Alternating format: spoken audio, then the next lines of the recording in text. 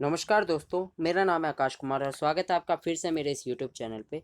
तो आज हम एक नए चैप्टर की मुँह दिखाई करने जा रहे हैं और ख़ास बात ये इस चैप्टर की कि ये वाला जो था बोर्ड में नहीं आया था, यानी कि डिलीटेड चैप्टर था। लेकिन जैसा कि आप जानते हैं कि सीयूईटी एग्ज़ाम में इसका भी चैप्टर से क्वेश्चन आएंगे, इसकी भी वेटेज है। तो इसलिए अब यही एक चैप्टर था जो डिलीटेड था और सीयूईटी में आ रहा था, तो मैंने सोचा इसको भी कंप्लीट कर लिया जाए। तो बेसिकली यार इसमें थोड़े से क्वेश्चन ज़्यादा मैंने रखे हैं, इसलिए क्योंकि देखो ये चैप्टर आप पहले पढ़ नहीं चुके हो। तो अगर आपको अभी से पढ़ना है इसको नए सिरे से, तो इसमें ज़्यादा क्वेश्चन की प्रैक्टिस करनी पड़ेगी, क्योंकि बोर्ड में आपने नहीं पढ़ा है तो थोड़ी बार डिफिकल्टी होगी। बट जिस तरीके से मैं समझाऊंगा और यहाँ पे क्वेश्चन करेंगे, अगर इतने क्वेश्चन भी आप करके चले गए तो यकीन मानो बहुत अच्छा स्कोर कर लोगे। तो इसलिए थोड़ी सी वीडियो लंबी हो सकती है, बट यार आप ही के फ़ायदे के लिए मैंने ऐसा करा है। चाहता तो मैं भी 10-12 क्वेश्चन करके कहता कि चलो ये भी चैप्टर कंप्लीट हो गया, बट वैसा मुझे करना नहीं है। मैं आपके दिल से मदद करना चाहता हूँ, इसलिए मैंने ये क्वेश्चन थोड़े ज़्यादा रखे और एकदम एडवांस लेवल के, बेसिक भी एडवांस भी है, इंपॉर्टेंट भी है, PYQ भी है। जितने भी क्वेश्चन इसमें अच्छे हो सकते थे बनने, वो सारे बना दिए गए हैं। और हाँ, एक और बात, अगर आप लास्ट टाइम में चाहते हो प्रिपरेशन करना, चाहते हो कोई स्टडी मटेरियल मिल जाए जिसमें हिंदी मीडियम वाले बच्चों के लिए सोच रखा हो, थोड़ा ढंग से समझा रखा हो, तो आप पॉलिटिकल साइंस और हिस्ट्री के मैंने डिस्क्रिप्शन में भी, कमेंट बॉक्स में भी मैंने लिंक दे रखा है, वहाँ से बुक खरीद सकते हो। बहुत सस्ती है यार, बहुत अच्छी बुक है, यकीन मानो। उसमें प्रीवियस ईयर भी है, सब कुछ है। तो आप एक बार जाके ज़रूर खरीदना और देखना, बहुत सस्ती भी है। और ज़्यादा टाइम में, मतलब अगर अभी मंगा लोगे तो डिलीवरी भी फ्री डिलीवरी हो जाएगी, आपके घर पे पहुंच जाएगी, और पढ़ाई भी जल्दी से शुरू कर दोगे। तो अगर अच्छा स्कोर करना है तो यार किताब तो खरीदनी पड़ेगी और सेल्फ स्टडी करनी पड़ेगी। और ये जो आप सोच रहे हो कि इसकी वीडियो देख लूँगा तो इससे हो जाएगा, उसकी वीडियो देख लूँगा तो इससे हो जाएगा, ठीक है, वीडियो देख रहे हो अच्छी बात है, मेरी वीडियो देखो, कोई दिक्कत नहीं है। बट सेल्फ स्टडी तो आपको एट द एंड करना ही पड़ेगा। और अब आपके पास इतना टाइम नहीं है कि आप सारे एनसीईआरटी को फिर से पढ़ो, इतनी मोटी बुक को दोबारा पढ़ो और हर एक चीज़ को समझो। इसलिए उस किताब में इंपॉर्टेंट नोट्स भी दे रखे हैं, और जितने भी MCQ बन सकते थे इंपॉर्टेंट, वो भी दे रखे हैं, नोट्स भी दे रखे हैं, PYQ भी। तो एक बार जाकर इसे परचेज करना, आप ही का बेनिफिट होगा। वेल खैर, हम इस चैप्टर की बात करते हैं। क्वेश्चन नंबर 1 से शुरुआत करेंगे और जैसे कि हम करते हैं आखिरी क्वेश्चन तक जाएंगे, पूरा चैप्टर हम क्लियर हो जाएगा। तो बात करते हैं, पहला क्वेश्चन क्या कह रहा है इस बारे में देखते हैं कि भारतीय राष्ट्रीय कांग्रेस का गठन कब हुआ था। ठीक है, तो जनवरी 1980, जनवरी 1985, दिसंबर 1885 या दिसंबर 1985। बहुत से बच्चे इन्हीं तीन में से एग्जाम्पल लगा देंगे, या फिर कहेंगे भाई तीनों में जनवरी दिख रहा है या फिर ज़्यादातर 1985 दिख रहा है, चलो इसी पे टिक लगा देते हैं। लेकिन वास्तविकता कुछ और है। इसका गठन हुआ था 1985 में। किसने किया था ये आपने पढ़ भी रखा होगा बचपन में, और अगर नहीं पढ़ रखा तो एक बार गूगल पे सर्च करके मुझे बताना कि क्या है। मुझे आता है, ये मत सोचो मुझे नहीं आता है, मुझे आता है, बट मैं चाहता हूँ कि आप कमेंट बॉक्स में लिखो, ताकि मैं देखना चाहता हूँ कितने बच्चे मेरी बात सच में फॉलो करते हैं और रिसर्च करके मेरे को आंसर बताते हैं। तो किसने गठन किया ये आप मेरे को कमेंट बॉक्स में बताओगे। बाकी अब और क्वेश्चन आगे पढ़ते हैं, बहुत इजी इजी क्वेश्चन है आज स्टार्टिंग के। भारतीय संविधान कब बनकर तैयार हुआ, बनकर कब तैयार हुआ ये पूछ रहा है, लागू के नहीं पूछ रहा है। तो इसका बनकर तैयार यार 26 नवंबर 1949, ये तो बचपन से पढ़ते आ रहे हैं। और लागू कब हुआ था भारतीय संविधान, तो ये बात पता होनी चाहिए कि 26 जनवरी 1950, इसी दिन को हम रिपब्लिक डे के नाम से भी जानते हैं, गणतंत्र दिवस जिसे आप लोग कहते हो या मैं भी कहता हूँ। भारत में चुनाव आयोग का गठन कब हुआ, मोस्ट इंपॉर्टेंट क्वेश्चन, और उतना ही अच्छा क्वेश्चन भी है, उत्तम क्वेश्चन है ये। ठीक है, जनवरी 1950, जनवरी 1949, मार्च 1950 या मार्च 1952। तो इसका यार सीधा सा आंसर है जनवरी 1950 में हुआ था। मार्च 1950 में हुआ था योजना आयोग के बारे में, इसकी मैंने वीडियो डाल रखी है, नियोजित विकास की। अगर वो नहीं देखे तो वो भी जाके देखना है। डेट की बहुत सारा खेल है, उसमें बहुत अच्छे से समझा रखा है योजना आयोग क्या है, नीति आयोग क्या है, वो सारी चीज़ें क्लियर हो रखी है। वो उसकी भी वीडियो देख लेना, इसी चैनल पे आपको मिल जाएगी। इसके लिए पर्टिकुलर प्लेलिस्ट भी बना रखी है मैंने। ठीक है, बाकी नेक्स्ट क्वेश्चन की तरफ बढ़ते हैं। बहुत सारे क्वेश्चन है यार, इसलिए हम थोड़ा सा फटाफट करेंगे इसमें। भारत में स्वतंत्र व निष्पक्ष चुनाव किस संस्था द्वारा करवाए जाते हैं। ठीक है, तो चुनाव आयोग का काम है ये सब देखना। संविधान सभा तो थी ही नहीं, अभी है ही नहीं। लोकसभा नहीं, उपरोक्त में से कोई नहीं, ऐसा हो नहीं सकता। तो स्वतंत्र चुनाव कराने की जिम्मेदारी हमारे चुनाव आयोग की है। अब बात करते हैं, पूछ रहा है कि भारत के प्रथम चुनाव आयुक्त कौन थे। तो भाई हमारा सिंपल सा है, सुकुमार सेन थे हमारे चुनाव आयुक्त पहले। अब बात करते हैं नेक्स्ट क्वेश्चन की तरफ। ये सब देखो क्वेश्चन आपको आते होंगे, इसलिए मैं जल्दी जल्दी थोड़ा कर रहा हूँ। भारत में प्रथम आप चुनाव कब हुआ, बहुत सिंपल क्वेश्चन, आगे का ऑप्शन भी नहीं देखूंगा मैं, यहीं पे टिक लगा लेंगे 1952 में।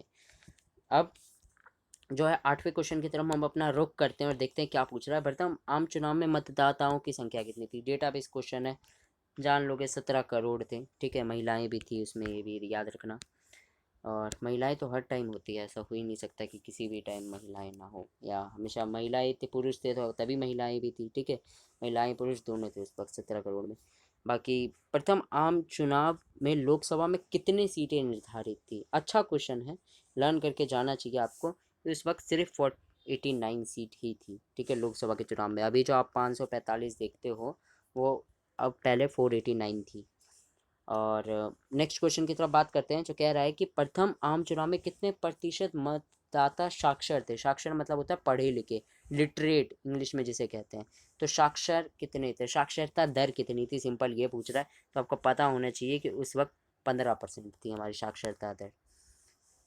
प्रथम आम चुनाव में कांग्रेस को कितने सीटें प्राप्त हुई? हमें जैसे पता है कि पहले 3 आम चुनाव में कांग्रेस एकदम धड़ल्ले से मजे से जीते जा रही थी, तो पहले में उसे कितनी मिली? तो 364 मिली थी। देखो इस चैप्टर से मेनली डेटाबेस क्वेश्चन बनेगा, इसलिए मैंने इसे लास्ट तक को रोक के रखा था कि इसमें जितना भी डेट वेट लर्न कर लोगे, नाम वाम या लर्न कर लोगे, काफ़ी है। इसके बाहर से उम्मीद कम है आने की, बट फिर भी मेरा काम है कि मैं कहीं से भी क्वेश्चन आ जाए तो आप फंस ना जाओ, इसलिए सारे क्वेश्चन मैं कराऊंगा। अराउंड 50 क्वेश्चन है, हम जल्दी कर लेंगे, ठीक है, घबराओ मत। अभी तो कहानी शुरू हुई है, बस आधा घंटा दो, आधे घंटे में ऑलमोस्ट हम सारे क्वेश्चन कर लेंगे। बात करते हैं क्वेश्चन नंबर 12 की। प्रथम आम चुनाव में कांग्रेस के बाद सबसे अधिक सीटें किसे मिली? तो भाई सिंपल सा है, भारतीय कम्युनिस्ट पार्टी, जिसे सीपीआई कहते हैं, कम्युनिस्ट पार्टी ऑफ इंडिया। तो ये बात आपको पता होनी चाहिए कि पहले पे आता है कांग्रेस, फिर आता है communist party of India. Vote के बेसिस पे मैं बात कर रहा हूँ वैसे। प्रथम आम चुनाव भारतीय कम्युनिस्ट पार्टी को कितने सीटें प्राप्त हुई? चलो हमने उनका देख लिया, 368 या समथिंग जो था। अब इनके कितने हुए ये बात हमें याद रखनी है। तो इनका हमें पता होना चाहिए कि इनको मात्र 16 सीटें मिली थी, बट फिर भी सेकंड पे तो यही थे। चौथा क्वेश्चन, 14वां क्वेश्चन है, प्रथम आम चुनाव में कांग्रेस को कितने प्रतिशत वोट प्राप्त हुए? वोट परसेंटेज में पूछ रहा है, वैसे नंबर में भी पता होना चाहिए, परसेंटेज में भाई 45% वोट प्राप्त हुए थे। भारत में दूसरा आम चुनाव कब हुआ? अगर नहीं भी आता है, याद भी नहीं है, तो याद जोड़ लो भाई। 52 में हुआ है, तो 5 साल कब होंगे? 57 में, तो 1957 में हुए हैं। नेक्स्ट क्वेश्चन कह रहा है, दूसरे आम चुनाव में लोकसभा की कितनी सीटें थी? बढ़ी थी, घटी थी या सेम थी? अब ये बात आपको गैस करना है यहाँ पे।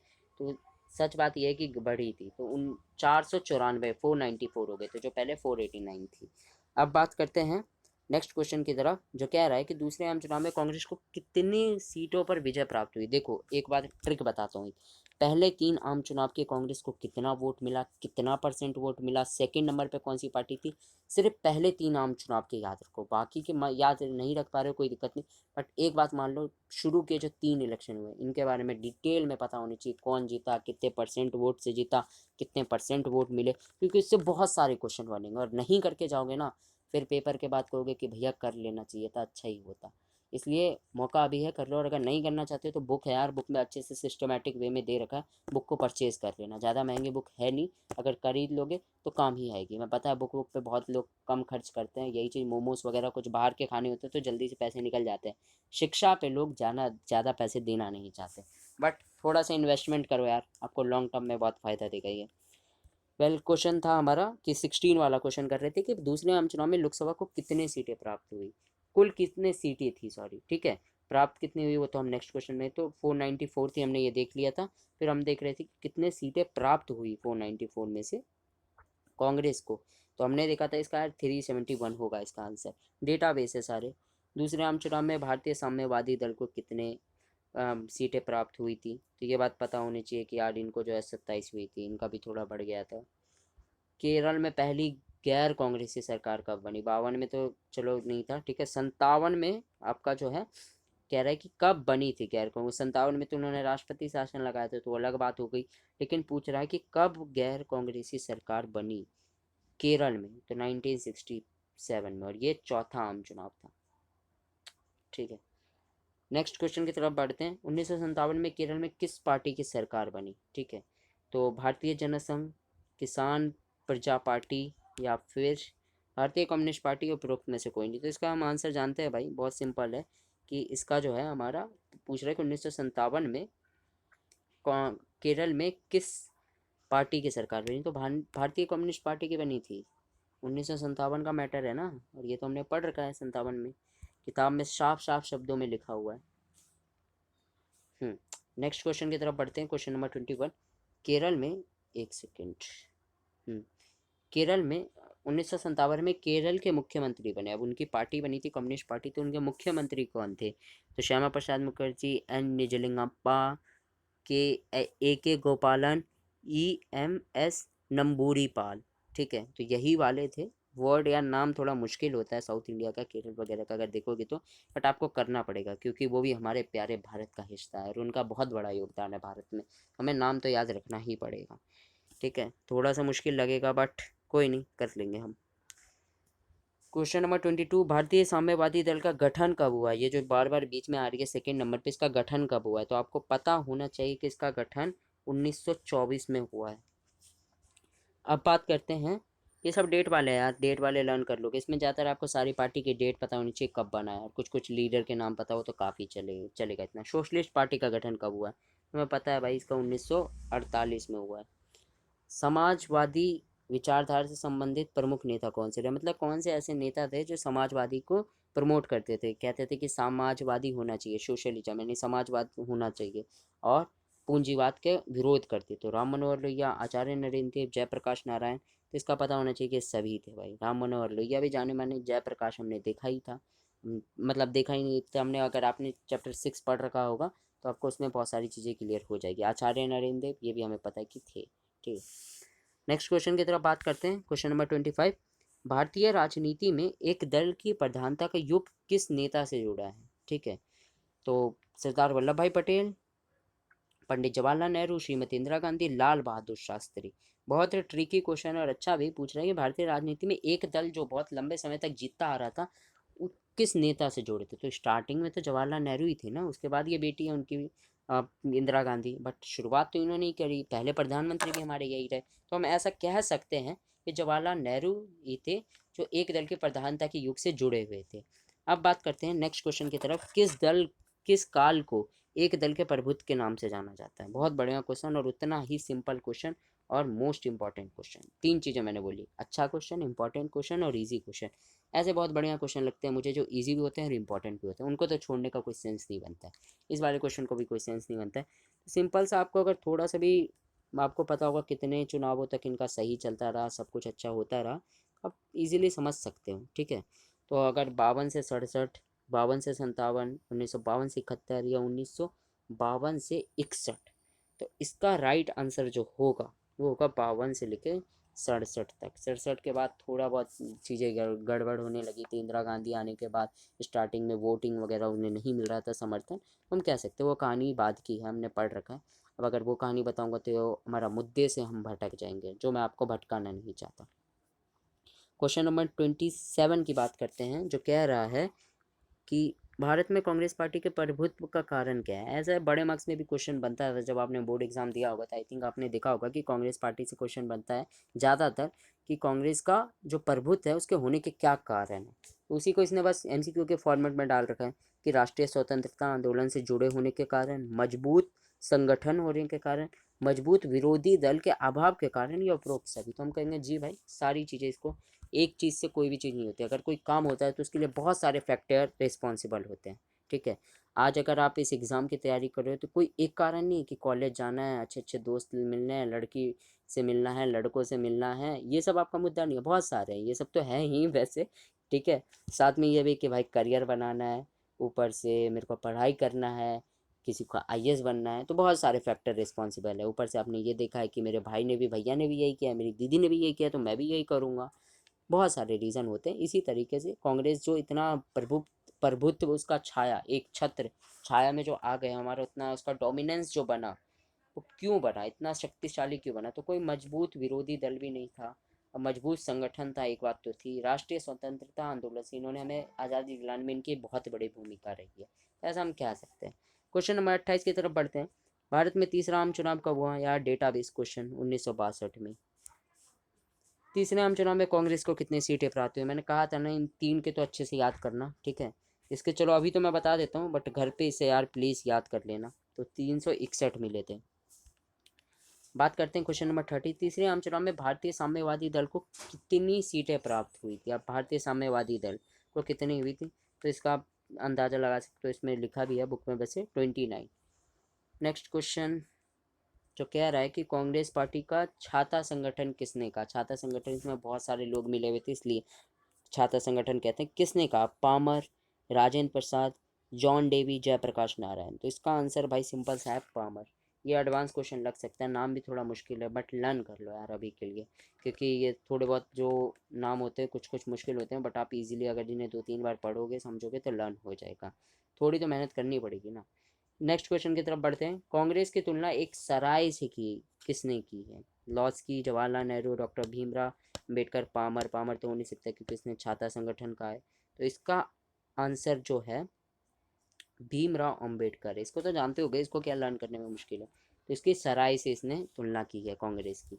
नेक्स्ट क्वेश्चन की तरफ आते हैं जो कह रहा है भारतीय कम्युनिस्ट पार्टी का विभाजन कब हुआ? ये जो बहुत पार्टी जो है बीच में अच्छा प्रदर्शन कर रही हो, चल रही है, बहुत जगह सरकार बना रही है, केरल में भी बना है, इसका विभाजन हो जाता है। कब हो जाता है विभाजन? गठन कब हुआ था अभी मैंने बताया, अब विभाजन भी देख लो कि इसका विभाजन कब हुआ है। इसका विभाजन 1964 में हो जाता है। ठीक है, इसके भी कुछ अपने कारण रहे। हमारा भारत चीन युद्ध हुआ तो उसके बाद बहुत सारी चीज़ें बदल गई इनकी पार्टी में। खैर नेक्स्ट क्वेश्चन की तरफ बढ़ते हैं। भारतीय जनसंघ की स्थापना कब हुई? अब ये भारतीय जनसंघ शायद आपको ना समझ आ रहा हो, तो सिंपल शब्दों में अगर मैं कहूँ तो बीजेपी का पुराना नाम भारतीय जनसंघ है। बीजेपी को तो जानते हो ना? जानते हो, ठीक है। बीजेपी का पुराना नाम भारतीय जनसंघ था। अभी बस इतना ही याद रखो। भारतीय जनसंघ की स्थापना कब हुई ये हमसे पूछा गया है। तो भारतीय जनसंघ की स्थापना जो है हम कहेंगे 1991 में हुई है। भारतीय जनसंघ के संस्थापक कौन थे? अब ये तो हो गया कि कब हुई, लेकिन किसने संस्थापक, किसने फाउंडर कहते हैं इंग्लिश में, किसने इन्हें बनाया था? तो हम कहेंगे श्यामा प्रसाद मुखर्जी ने बनाया था। कुछ कुछ चीज़ें यार ये सब लर्न करनी पड़ेगी। और बीजेपी का इससे क्वेश्चन है तो बीजेपी से रिलेटेड ये सब क्वेश्चन पूछे जा सकते हैं अभी आपसे, और अभी तो खास कर क्योंकि इलेक्शन भी चलने वाले हैं, तो यार इलेक्शन में ये सब क्वेश्चन पूछना लाजमी है। तो ये सब आने के हाई चांसेस है। अब नेक्स्ट क्वेश्चन की बात करते हैं। एक देश एक संस्कृति एक राष्ट्र का विचार है, किसका विचार है, किसने ये दिया है? भारतीय जनसंघ, कांग्रेस, सोशलिस्ट, भारतीय कम्युनिस्ट पार्टी। ठीक है, तो इसका जो है भारतीय जनसंघ ने दिया। भारतीय जनसंघ मतलब बीजेपी का पुराना नाम। स्वतंत्र पार्टी का गठन किया गया। अब कब किया गया स्वतंत्र पार्टी का गठन? तो आपको इसका बताना है कि 1959 में किया गया। देखो सारे यहाँ पे डेटा नेम वाले ही बन रहे, इसलिए ये सब आप इजीली लर्न कर सकते हो। इसमें ऐसा कुछ एच कोई समझने की बात नहीं है। आपको कुछ कुछ जहाँ पे भी समझनी थी वो सारी चीज़ें मैंने बताई दी हैं। उम्मीद करता हूँ आपको क्लियर हो भी रही होगी। बाकी यहाँ पे आपको आपकी मेहनत ज़्यादा है कि सारी चीज़ों को लर्न करना है। बाकी नेक्स्ट क्वेश्चन देखते हैं कि स्वतंत्र पार्टी के प्रमुख नेता, मैंने कहा ना नेता, कब इनका संस्थापक संस्थापक कौन है और कब इनका गठन हुआ। ये 3 चीज़ याद कर लो, हर पार्टी का इनफ है। और कुछ मत रखो कि वो क्या सोचती है, क्या करती है, उन्होंने क्या किया नहीं किया, बस इतना। हाँ बाकी वो जो है भारतीय साम्यवादी दल या कम्युनिस्ट पार्टी ऑफ इंडिया का, आप देख सकते हो विभाजन कब हुआ है।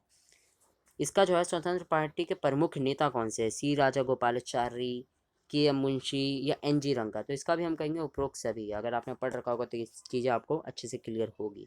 नेक्स्ट क्वेश्चन की तरफ हम मूव करते हैं जो कह रहा है कि भारतीय राष्ट्रीय कांग्रेस की स्थापना किसने की? ये तो पता चल गया कि 1885 1885 में जो हमारा हुआ था, पहला ही क्वेश्चन था कि कांग्रेस की स्थापना कब हुई। अब किसने किया ये मैंने तभी सोचा था कि आपको बोल दूं कि कमेंट बॉक्स में लिख दो, लेकिन यार आप लोग तो कुछ लिखते ही नहीं हो कमेंट बॉक्स में, वीडियो देख के चले जाते हो और ना ही वीडियो को शेयर करते हो, अपने तक ज्ञान सीमित रखते हो। अपने दोस्तों को भी मदद करो यार, थोड़ा बहुत उनकी भी हेल्प हो जाएगी। अच्छे से हर कोई एग्ज़ाम देगा। ठीक है, आप बस अपना कर रहे हो। हिंदी मीडियम के कितने बच्चे हैं, सोचो उनको कितना बुरा लगता होगा, मटेरियल नहीं मिल रहा है उनको, वीडियो लेक्चर नहीं मिल रहे, हर जगह English medium English medium English medium कर रखा है। आपकी गलती है कि आपका हिंदी मीडियम है, या उन बच्चों की गलती है, या सरकार की गलती है, या स्कूल की गलती है? गलती किसी की भी नहीं है, बस उनके पास मटेरियल नहीं पहुंच रहा है। और ये काम कौन करेगा? आप लोग करोगे। देखो अगर मैं आपके लिए सिर्फ आपके लिए वीडियो नहीं बनाता हूँ, सब बच्चों के लिए बनाता हूँ जो भी हिंदी मीडियम का, तो सिर्फ इसे अपने तक मत सीमित रखो, उन बच्चों की भी मदद करो। ऐसा सोचो अगर आपको ये वीडियो नहीं मिली होती तो आप कैसे प्रैक्टिस करते, कैसे सीयूईटी एग्ज़ाम की तैयारी करते? तो वही प्रॉब्लम उन सबको फेस करनी पड़ रही है। उन सबको भी आज जाके बताओ, अपने स्कूल ग्रुप में शेयर करो, जो भी आपके दोस्त हैं ह्यूमैनिटीज़ के उन सबको ये बताओ। इंग्लिश मीडियम का बच्चा है तो भी उसे बताओ, क्या पता उसका दोस्त को हिंदी मीडियम में पढ़ता हो, उसकी हेल्प हो जाएगी। इसलिए यार मदद करो उन सब की, आपका भी भला हो जाएगा। ठीक है, और सब लोग मिल के करेंगे तैयारी। तो सबका अच्छा होगा, एक फेयर कंपटीशन भी आपका बनेगा। आप ही अकेले वीडियो देख रहे हो, आपको पता ही नहीं दोस्त कैसे कर रहा है नहीं कर रहा है, तो एक अच्छा कंपटीशन रखोगे, दोनों के लिए बेनिफिशियल रहेगा। और यार उनकी भी मदद करो, मैं सिर्फ आप लोगों के लिए सिंपल एक दो बच्चों के लिए वीडियो नहीं बनाना चाहता, मैं बहुत ज़्यादा बच्चों के लिए वीडियो बनाना चाहता हूँ ताकि सबकी मदद हो सके। खैर, ये तो अब आपका काम है कि यार आप थोड़ा बहुत मदद कर दो मेरी। मेरा तो अपना मैंने बहुत देखो आपके लिए टाइम निकाल के अपने कॉलेज की स्टडी छोड़ के असाइनमेंट वगैरह इतना सब कुछ होने के बावजूद आपके लिए मैं वीडियो बनाता हूँ और हर एक चैप्टर की वीडियो बना रहा हूँ। चाहूँ तो बाकी यूट्यूबर्स की तरह है, जितने भी जो भी लोग पढ़ा रहे हैं टीचर, हर एक मॉक टेस्ट करा दूँ और कहूँगा कि चलो मैंने पढ़ा दिया। वो अच्छा लगेगा आपको, शायद आपको लगे, बट मैं जानता हूँ कि वो सक्सेसफुल नहीं होगा और आपके एग्ज़ाम में अच्छे मार्क्स नहीं आएंगे। चाहता तो मैं भी एक मॉक टेस्ट बना देता पूरे सिलेबस का और कहता 3-4 मॉक टेस्ट करा दिया, जाओ भाई बच्चों एग्ज़ाम दे देना। बट ऐसे में नहीं होता अच्छा एग्ज़ाम। चैप्टर वाइज आपके लिए इतने 30-30 40 क्वेश्चन ढूंढ के लाना करना बना रहा हूँ, क्यों? ताकि सबका बेनिफिशियल हो सके। तो यार प्लीज़ भाई शेयर कर दिया करो, भाई बहन जो भी देख रहा है प्लीज़ शेयर करा करो, उन सब की मदद हो पाएगी। खैर क्वेश्चन पे हम आते हैं जो हम पढ़ रहे थे कि भारतीय राष्ट्रीय कांग्रेस की स्थापना किसने की। तो इसका जो है सिंपल सा एहू हुम, ठीक है, इसको अगर आप गूगल पे सर्च करोगे तो आपको मिल जाएगा, यही है इसका आंसर। खैर बात करते हैं, भारत में किस प्रकार की दलीय प्रणाली पाई जाती है। ये हम बहुत बार पढ़ चुके हैं ऐसा क्वेश्चन, तो बहुदलीय, ये सब क्वेश्चन आपको लर्न हो जाना चाहिए। 1952 से लेकर 71 के बीच कांग्रेस पार्टी का चुनाव चिन्ह क्या था। बहुत अच्छा है, दो बैलों की जोड़ी, हाथ का निशान, हाथ का निशान अभी है भाई याद रखना। और कमल, ये तो हमारे मोदी जी का है, मतलब बीजेपी का है। और हाथी, हाथी एक अलग है, वो आप शायद आपको पता हो तो अच्छी बात है। बाकी इसका आंसर सिंपल सा है, दो बैलों की जोड़ी। याद करो आपने नाइन्थ में एक दो बैलों की कथा पढ़ी थी, हीरा और मोती वाली, तो उससे लिंक कर सकते हो, दो बैलों की जोड़ी जो है उनकी जोड़ी अच्छी थी जमी, इसलिए 1952 से लेकर 71 तक इन्होंने ऐसी जोड़ी दोनों बैलों ने करी कि जीतती ही चली गई। ठीक है, जैसे हीरा मोती बच के निकले थे, आपको अगर कहानी याद हो, नाइन्थ में पढ़ते थे कि नहीं पता नहीं यार, मुझे नहीं पता, बट मैंने तो पढ़ी थी यार। हिंदी की कहानी काफ़ी अच्छी लगी थी, प्रेमचंद जी ने लिखी थी। खैर आप सोच रहे होगे कि भैया पॉल साइंस से आप कहाँ हिंदी पे पहुँच गए, यार मैं समझाने के लिए कर रहा था, बाकी उसे सीरियस मत लेना, ताकि एक लिंकेज बन सके। खैर नेक्स्ट क्वेश्चन की तरफ बात करते हैं कि 1971 से 77 के बीच कांग्रेस आर, हाँ कांग्रेस ओ कांग्रेस आर के बीच में बहुत अच्छे से पता होगा। और अगर इसकी ट्रिक जाननी है कि भाई इन दोनों में डिफरेंस क्या है, इन दोनों को याद कैसे रखे, तो मैंने वीडियो में समझा रखा है, चैप्टर नंबर 5 की वीडियो देखोगे बहुत सारी चीज़ें अच्छे से क्लियर हो जाएगी। और 1971 से 1977 के बीच कांग्रेस आर का चुनाव चिन्ह क्या था, यह आपसे पूछा है। हाथ, गाय और बछड़ा, दो बैलों की जोड़ी या हाथी। तो देखो दो बैलों की जोड़ी ये तो अलग है, हाथ, गाय और बछड़ा, हाथी, हाथी तो अलग है और हाथ तो हमारा अभी है। तो 42 का आंसर होगा गाय और बछड़ा। ठीक है, ये बात याद होना चाहिए आपको। इनका गाय बछड़ा बैल यही सब होता है, थोड़ा सा ये जानवरों के प्रति प्रेमी कह सकते हो आप, जो भी समझ लो आप, बस लर्न करने के लिए। वर्तमान समय में कांग्रेस पार्टी का चुनाव चिन्ह क्या है, अभी तो हमने देखा यार हाथ का निशान, इसमें क्या सोचने की बात है। अब नेक्स्ट क्वेश्चन है वर्तमान, हाँ ये वाला हमने कर लिया। अब नेक्स्ट है भारतीय जनसंघ का चुनाव चिन्ह क्या है। भारतीय जनसंघ का चुनाव चिन्ह क्या है। ठीक है, तो गलती से भी कंफ्यूज मत हो जाना, भारतीय जनसंघ मैंने कहा है पुराना नाम है बीजेपी का, भारतीय जनता पार्टी का, अभी नहीं है। तो कमल तो गलती से भी टिक मत लगा देना, ध्यान से सुनो, हाथी कमल हाल ये तीनों नहीं है, इसका आंसर है दीपक। ठीक है, दीपक दिया जानते हो ना, वही वाली बात है, दिया जो जलता है। वर्तमान समय में भारतीय जनता पार्टी का चुनाव चिन्ह क्या है। देखा अगला क्वेश्चन ही आ गया यहाँ, तो चलो अगला क्वेश्चन ही आ गया, वहाँ पे कंफ्यूज हो जाते, गलत टिक लगा देते। तो इसका तो कमल का फूल है, कमल खिलेगा हर बार, देखे दे हो। खैर नेक्स्ट, वर्तमान समय में भारतीय जनता पार्टी के अध्यक्ष कौन से, ये बहुत बार हमने बात कर चुके हैं, जेपी नड्डा। ठीक है, जेपी नड्डा बोले तो जगत प्रसाद नड्डा। और नेक्स्ट क्वेश्चन है भारतीय राष्ट्रीय कांग्रेस के वर्तमान अध्यक्ष कौन है। देखो भारतीय जनता पार्टी के हैं जेपी नड्डा, भारतीय राष्ट्रीय कांग्रेस यानी कांग्रेस के, बीजेपी के तो है जेपी नड्डा, कांग्रेस के कौन है, सोनिया गांधी, प्रियंका गांधी, कपिल सिब्बल या राहुल गांधी। तो राहुल गांधी तो भाई हमारे नहीं है, हम जानते हैं, इसका जो है हमारा होगा सोनिया गांधी जी। ठीक है, तो ये सोनिया गांधी है कांग्रेस की अध्यक्ष और बीजेपी के हैं जेपी नड्डा। याद रहेगा, हाँ याद रहेगा अब तो। और 48 क्वेश्चन की तरफ अब हम मूव करने जा रहे हैं। बहुजन समाज पार्टी के अध्यक्ष कौन है। दो तीन पार्टी के तो अध्यक्ष लर्न करने ही पड़ेंगे यार।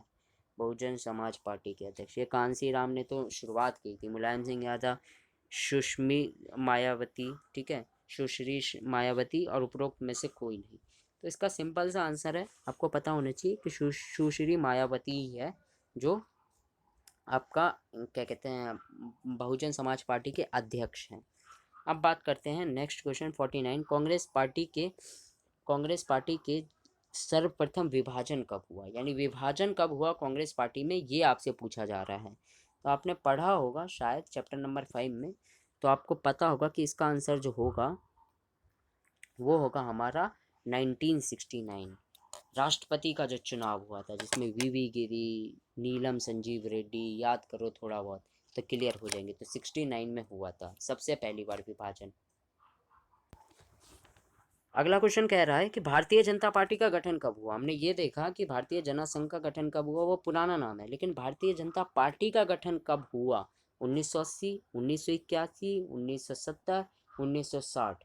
तो आपको इसका भाई बहुत अच्छे से पता होनी चाहिए। और बीजेपी का क्वेश्चन है, हाई चांसेस आ सकते हैं भारतीय जनसंघ से भी, भारतीय जनता पार्टी से भी और कांग्रेस से भी आ सकते हैं। अभी तो वैसे भी माहौल गर्म है, चुनाव का मुद्दा है, तो आने के कई चांसेस है, तो इसलिए अच्छे से लर्न करके जाना। तो 50 का जो आपका आंसर होगा वो 1980 होगा।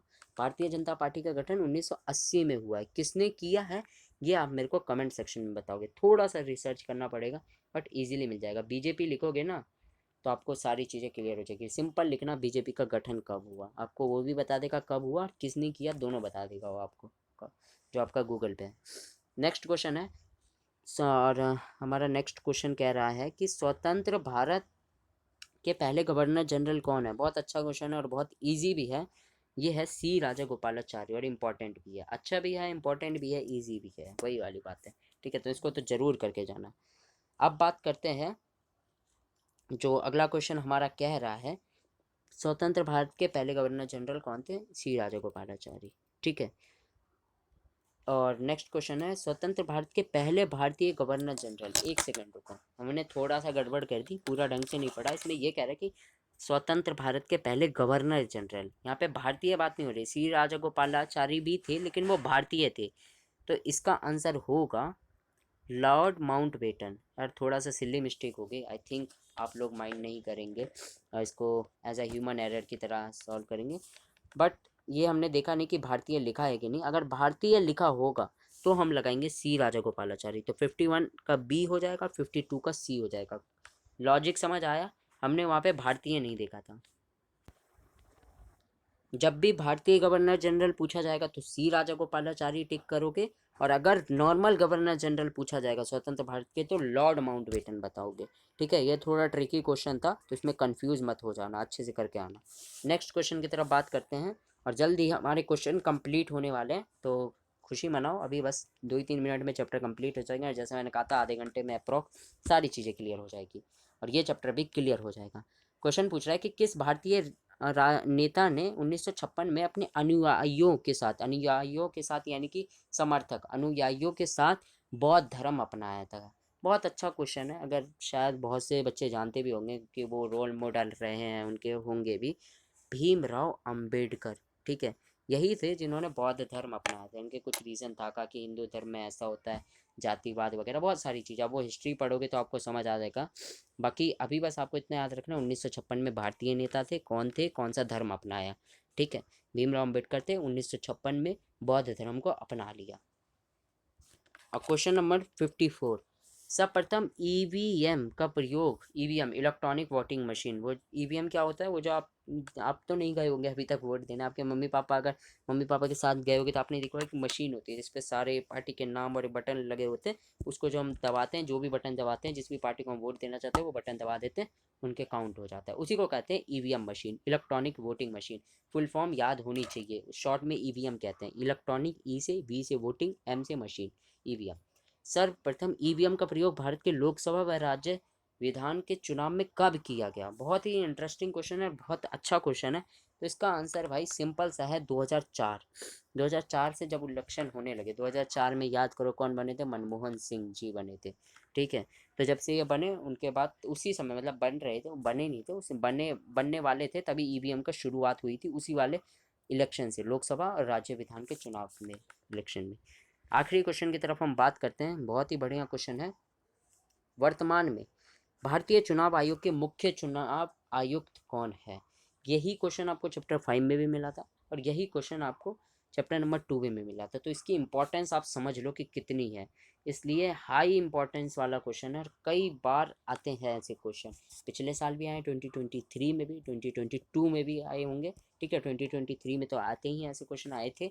तो इसलिए वर्तमान में भारतीय चुनाव आयोग के मुख्य चुनाव आयुक्त कौन है, ये इसमें लिखा है। बट आपको एक छोटा सा होमवर्क दूंगा कि यही चीज़ आप गूगल पे भी करना, क्योंकि मे भी शायद चेंज हो चुका हो, लेकिन अगर पीडीएफ के भरोसे हम चले गए तो गड़बड़ हो सकती है।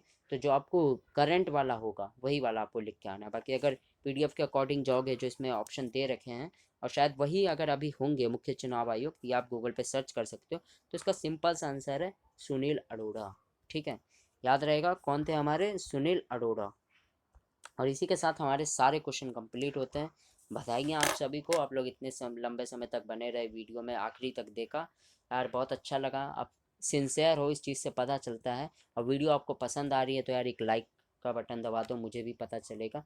और कमेंट बॉक्स में जो मैंने और डिस्क्रिप्शन में बुक का दिया वो जाके एक बार बुक देख लेना, काफ़ी अच्छी बुक है और हो सके तो ख़रीद लेना, बहुत अच्छे से उसमें समझा रखा है। और अगर आपको किसी टॉपिक पे या किसी और चीज़ पे कोई स्ट्रैटेजी चाहिए, इन सब पे वीडियो चाहिए, तो आप कमेंट बॉक्स में बता सकते हो। और अगर आपको मेरे से रिलेटेड कोई भी फीडबैक देना है कि भैया ऐसे करा दो, वैसे करा दो, ये चीज़ नहीं समझ आई, आप ऐसे बोला करो, करा करो, तो फीडबैक दे सकते हो। देखो, अच्छा हो, गलत हो, बुरा हो, कोई दिक्कत नहीं है, मेरे को बिल्कुल भी बुरा नहीं लगेगा। आपको जो भी कहना है खुलेआम बिल्कुल आप बोल सकते हो कमेंट बॉक्स में। आप ही जैसे आप लोगों के लिए ही कमेंट बॉक्स खोल रखा है, ताकि आप अपनी भावनाओं को एक्सप्रेस कर सके, अभिव्यक्ति कर सके अपनी भावनाओं को। तो आपको अच्छा लग रहा है, बुरा लग रहा है, जो भी आप कमेंट बॉक्स में ज़रूर बताना है और मुझे बहुत अच्छा लगेगा। और प्लीज़ इस वीडियो को अपने दोस्तों के साथ शेयर करना, ताकि उनकी भी मदद हो सके। CUET एग्ज़ाम में सबकी मदद करना यार आपका भी काम है, और सब लोग पढ़ सके, तब मुझे भी अच्छा लगेगा, ताकि मुझे भी और मोटिवेशन मिलेगी कि और मैं वीडियो बनाऊँ। वरना 4-5 बच्चों की मदद करके वो मज़ा नहीं आएगा जो मैं बहुत सारे बच्चों की मदद कर सकता था। तो उन सब के लिए भाई वीडियो शेयर करो, ताकि वो भी पढ़े देखे, और अगर कुछ भी इम्प्रूवमेंट की ज़रूरत है तो आप मेरे को बता सकते हो। और हाँ, बाकी अगर आप ये जानना चाहते हो कि मैंने कैसे लास्ट टाइम में या फिर अभी तक मैंने यूट्यूब के थ्रू कैसे CUET को क्रैक किया, मेरी चैनल पे भी वीडियो है, बाकी आपको यहाँ पे भी वीडियो दिख रही होगी, तो आप ये वाली वीडियो देख सकते हो। और अगर ये वाली भी देखनी है आपको, लास्ट में कैसे प्रिपेयर करा जा सकता है और चीज़ों को लंबे समय तक याद कैसे रखें, तो ये वाली वीडियो भी देख सकते हो। आपको सारी चीज़ें मेरे चैनल पे मिल जाएगी। एक बार जाके चैनल को विजिट ज़रूर करो, और सब्सक्राइब नहीं कर रखा है तो कर लो, क्योंकि आने वाले टाइम में और भी बहुत सारी स्ट्रैटेजी, मॉक टेस्ट और PYQ मिलेंगे, ताकि आपकी और अच्छे से बेटर परफॉर्मेंस के साथ प्रैक्टिस हो सके, ताकि आप अच्छे से परफॉर्म कर सके और अच्छे मार्क्स ला सके। तो इसी उम्मीद के साथ यार आप सबसे अलविदा लेता हूँ। मिलते हैं किसी और नए वीडियो में, तब तक के लिए बाय।